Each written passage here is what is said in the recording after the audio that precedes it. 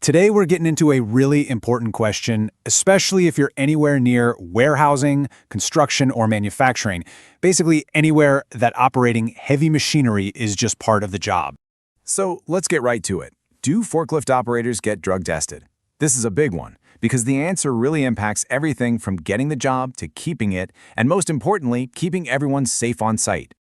Okay, so the short answer, it's often a yes, but it's complicated. You see, there isn't some big federal law or a single OSHA rule that says you must drug test forklift operators. Nope, it's totally up to the employer to decide. They get to make the call based on their own policies. So that kind of begs the question, right?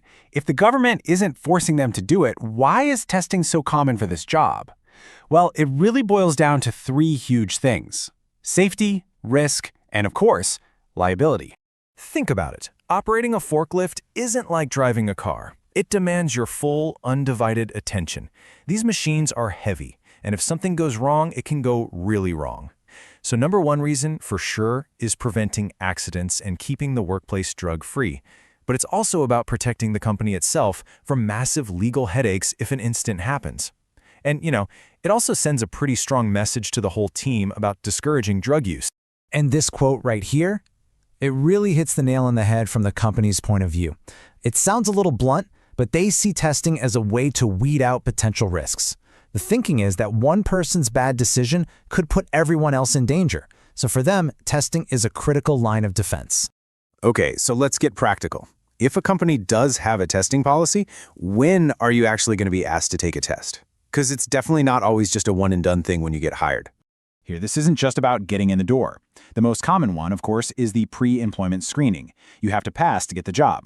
But you could also be tested if your boss has a reasonable suspicion you're impaired. Or it could be a totally random, unannounced test, and you can pretty much guarantee you'll be tested if there's any kind of accident or even a close call.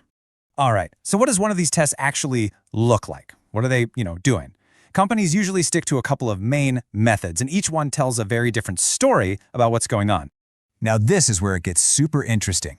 Look at the difference here. The urine test, which is the one you'll see most often, can detect drug use from the past few days, maybe up to 80 hours. But the hair follicle test? Whoa! That one can see a history of up to 90 days. It gives employers a much bigger picture of someone's habits, not just what they did last weekend.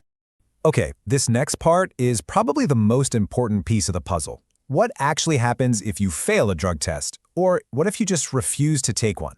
The consequences here are, well, they're pretty serious.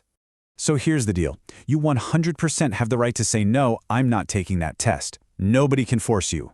But, and this is a huge but, the company also has the right to say, okay, then you can't work here. Refusing a test is almost always treated the same as failing one, and it can mean you're fired on the spot. Failing a test can seriously derail your career. I mean, the immediate result is probably getting suspended or just flat out fired. But it goes deeper. You could lose your forklift certification, which basically makes you unhireable for that job, and it definitely puts a mark on your record that can make it tough to get work in any other safety-focused role.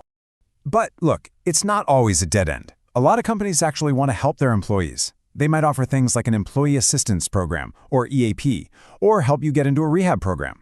If you're willing to do the work, they might set up a return-to-work agreement, which almost always includes more frequent follow-up testing to make sure you're staying clean. All right, so we've gone through the why, the when, the how, and the what if. So what's the big takeaway here? What's the bottom line you really need to remember from all this? At the end of the day, it all comes back to one thing: safety. Drug testing for forklift operators isn't really about punishing people. It's an employer's tool for managing risk, for protecting everyone on the job, and for making damn sure the person behind the wheel of a multi-ton machine has a clear head. And that really leaves us with a big question to think about, doesn't it? As we push for workplaces to be safer and safer, how do we strike the right balance? Between a company's need to enforce safety rules and an individual's right to privacy. That's the ongoing challenge, and it's not going away anytime soon.